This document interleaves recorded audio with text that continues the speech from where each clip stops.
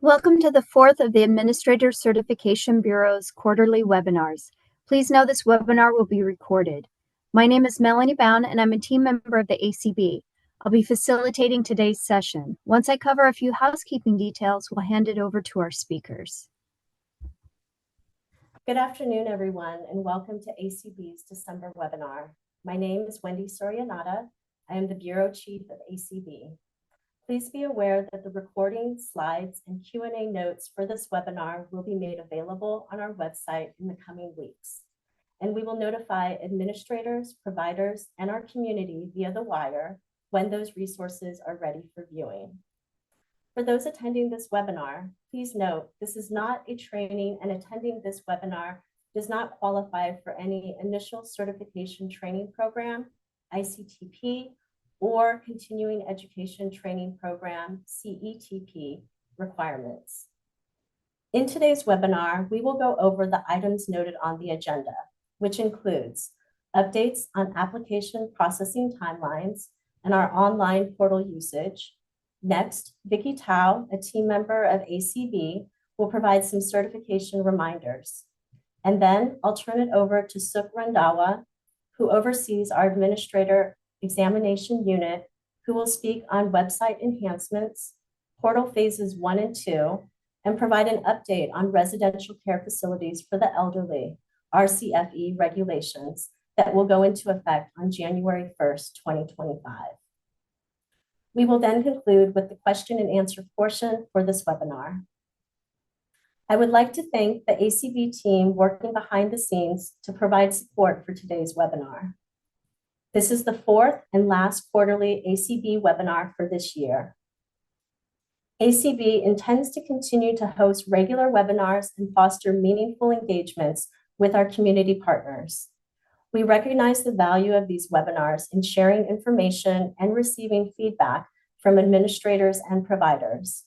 We will be asking you a survey question at the end of this webinar regarding how often you would like ACB to hold these webinars. And now, moving on with general updates. Next slide, please. I am happy to report ACB has been fully staffed since October of 2024.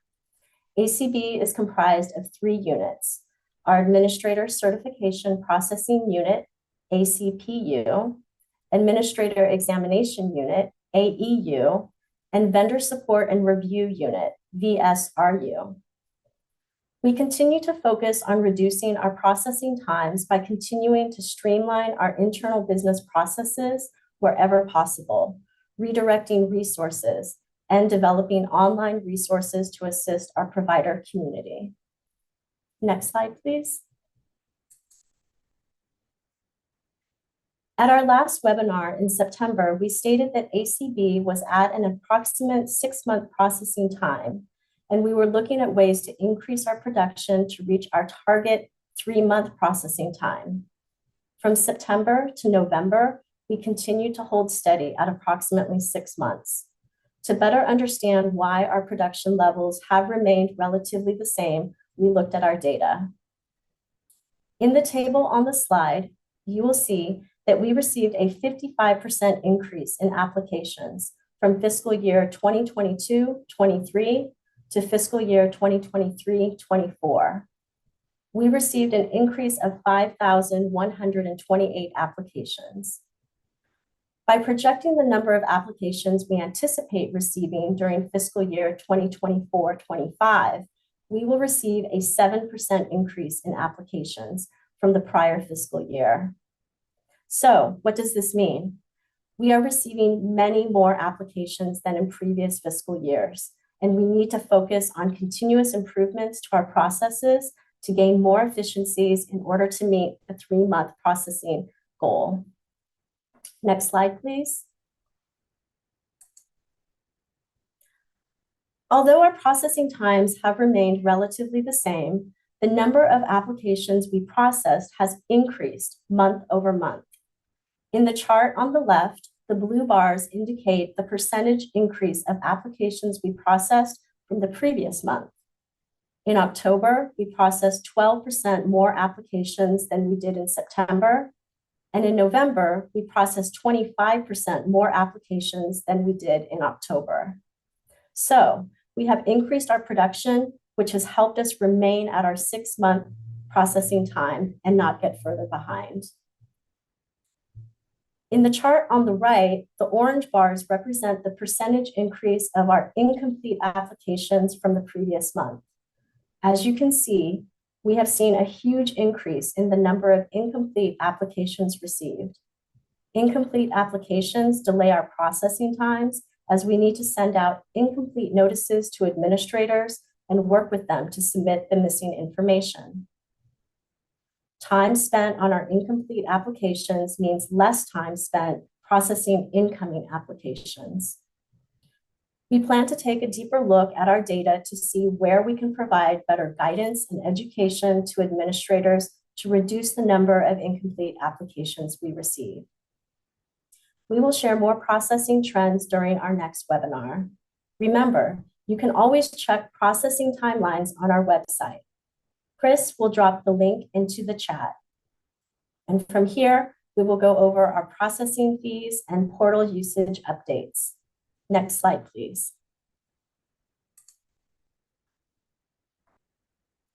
As a reminder, our current fees went into effect on July 1st of this year. These fee increases represent the last changes to the fee schedule in accordance with Assembly Bill 135. Remember, paying the correct fee and making sure your application is complete will avoid processing delays. Next slide, please. Our administrator certification portal launched on January 17th, 2024. Currently, we have around 40,000 administrator records in the portal.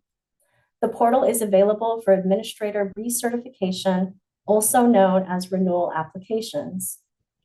Although renewal applications can still be submitted by mail, the portal is a much more efficient way to submit and track your application status, and all administrators are encouraged to use the portal. With the portal, administrators are able to complete transactions online, including accessing your account, submitting a renewal application, paying application and/or delinquency fees, submitting proof of completion of continuing education units or CEUs, checking the status of your renewal application, we'll learn more on later in this webinar, and printing or downloading a copy of your issued certificate.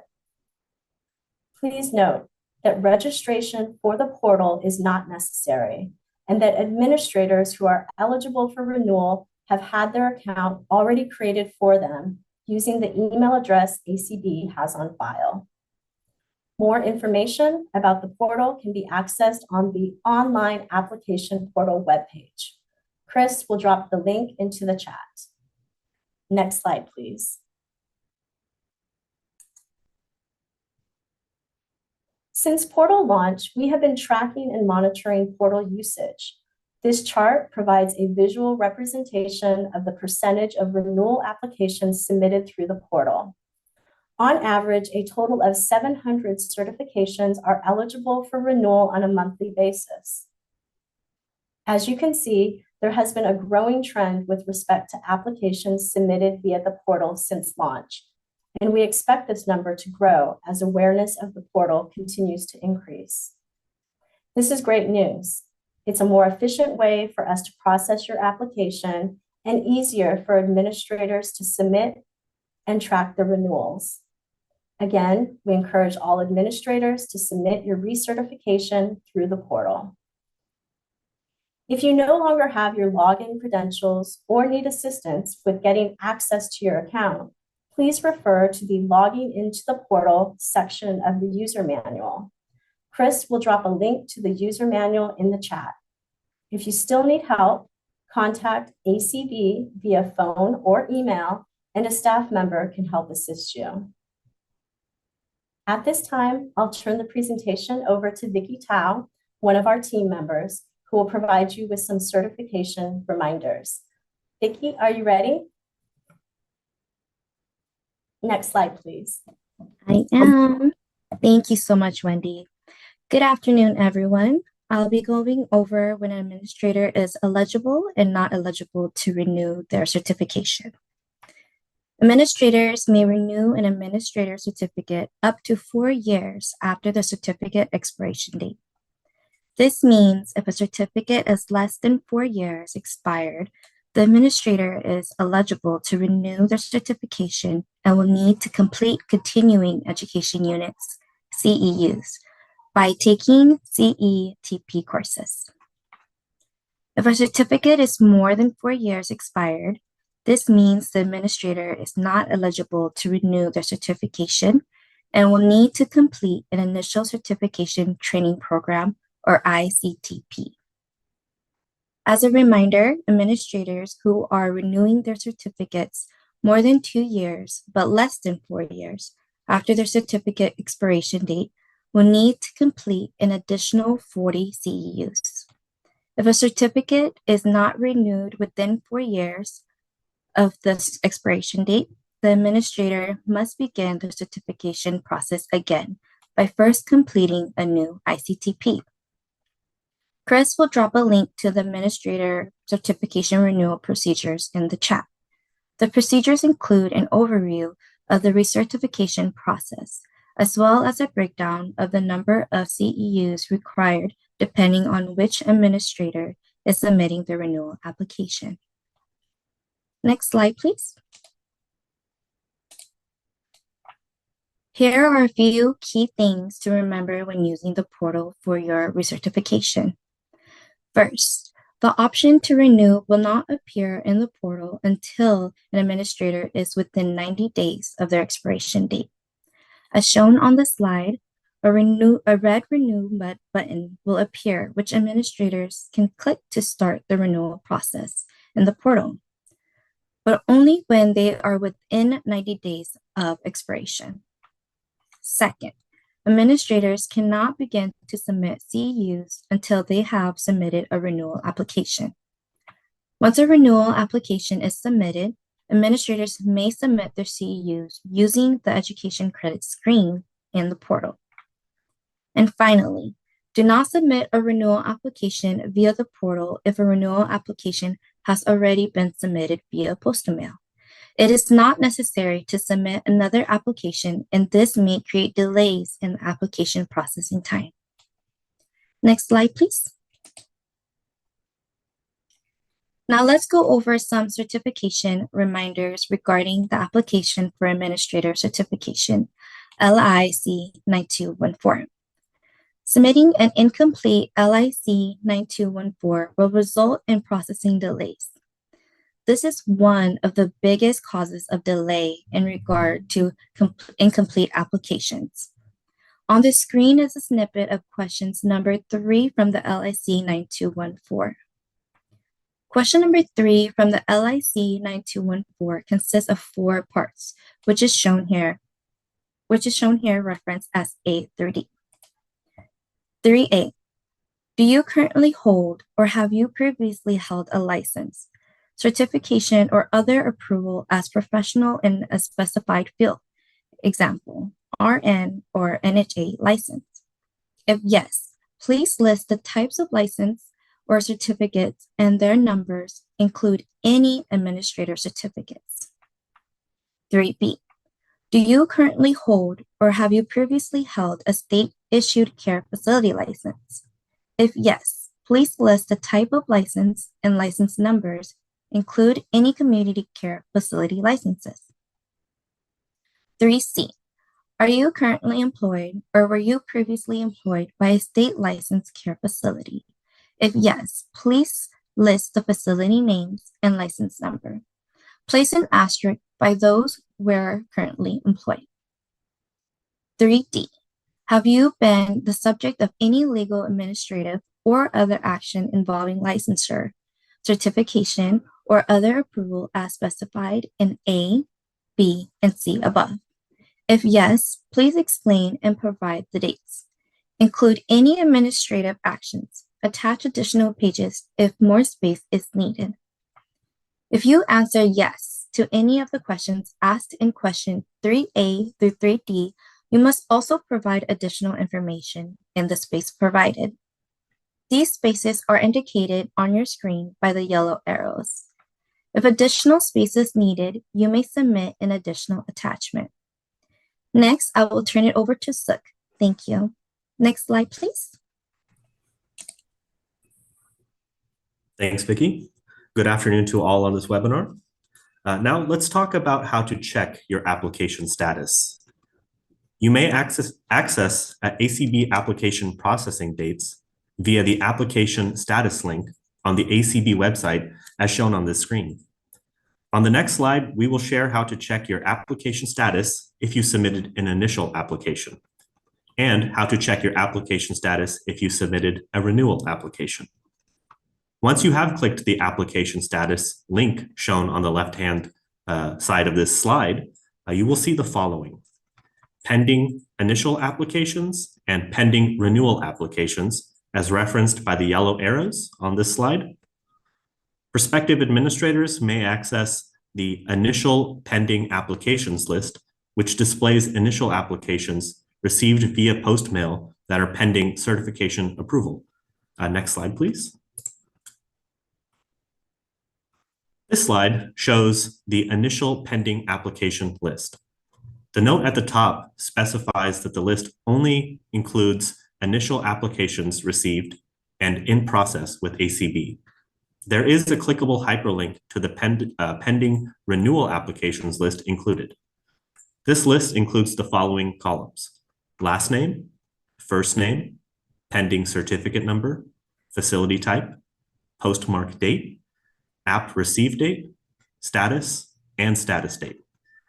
So the status column allows initial applicants to see specific information about their application status. The note on top explains what each of these statuses mean, i.e. payment received, incomplete application packets, and pending background check. Next, we will go over how to check the status of your renewal application. Next slide, please. As mentioned in the previous slide, you may select the pending renewal applications list link, which indicates when ACB received your renewal application. However, administrators who have submitted their renewal application via the portal or postal mail may view their live certification status by accessing their account in the portal. Please note, if you've mailed in a renewal application, your submission will not be reflected in the portal right away, as ACB will need to manually enter your renewal application into the portal. Your live certificate status is under the status column on your dashboard, as seen on this slide. And the certificate statuses are as follows. Active means that the certificate is current. Pending means that the application has been submitted and is pending review and approval. Expired means that the certificate expiration date has passed. Denied means that the certificate has been denied, and withdrawn means that the application has been withdrawn. Next slide, please. Next, we'll go ahead and talk about phase 1 and 2 of the administrative certification portal. So first into phase 1 enhancements, ACB added electronic receipts for payments submitted via the portal. This was an update that was requested by community partners.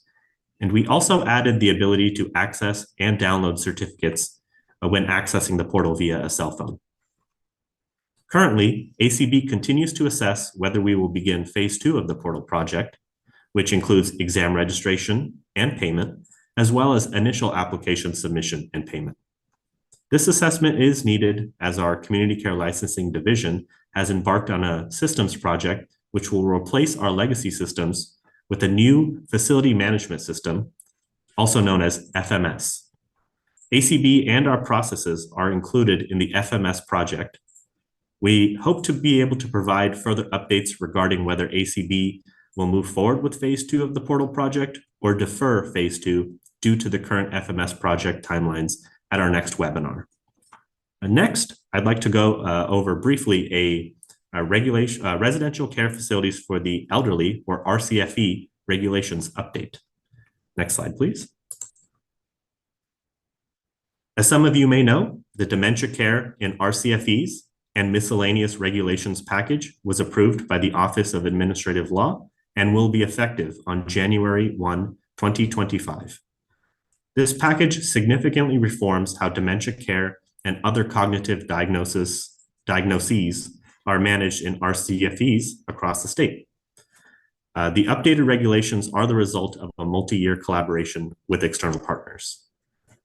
The previous regulations were last updated in 2004 and were based on an outdated understanding of dementia care and written at a time when fewer residents with dementia lived in RCFEs. They were also based on diagnosis rather than individual needs. The new regulations, address resident behaviors regardless of diagnosis and emphasize person-centered care. Next slide, please. I encourage you to read the full approved regulations. You will see a link to the final regulations in the chat. Chris will go ahead and provide those here. Our policy branch has also created a dementia care resource hub, and you will see that link in the chat as well. On the right of the screen, you will see a snapshot of the website. This resource hub will house all relevant resources to help with the implementation of those regulations, including the completed regulations, FAQs, additional webinars, and a guide to navigating substantive changes. I encourage everyone to bookmark this page as we plan on updating the page with more announcements and resources as they become available. Next slide, please. So you took some time navigating the ACB website and still haven't found an answer and still have a question left. How do you get a hold of us? As seen on this screen, ACB provides several avenues to get in contact with the program. One way to contact ACB is via telephone at 916-653-9300. The ACB mainline is open Monday through Friday between the hours of 8 a.m. and 12 p.m. Alternatively, you may contact the ACB via email as shown on the screen. For questions regarding administrator exams, you may contact the Administrator Examination Unit at examregistration@dss.ca.gov. For questions regarding administrator applications, you may contact the Administrator Certification Processing Unit at admincertinfo@dss.ca.gov. And for any inquiries regarding administrator training, you may contact the Vendor Support and Review Unit at acsvendorinfo@dss.ca.gov. Emails specific to an administrator certification application can expect a reply within around 3 business days. Please note that email inquiries with general questions about ACB or the online application portal are referred to access online resources for answers to general questions. Chris will now drop a link of the ACB webpage in the chat for your convenience. Next slide, please. So I'd like to thank you all for attending today's webinar. Before we do conclude, we do have a 1-question survey that we would like to ask you to complete. This question will help us gauge how often you would like to see the ACB host webinars. Your feedback and participation is appreciated. Once again, thank you for attending today, and we look forward to seeing you in the next webinar. And we will leave that survey open for a moment, just so you can go ahead and have some time to go ahead and leave your response. But once you have, please feel free to leave the webinar. That will conclude today's webinar. We thank you again for your time and have a good day.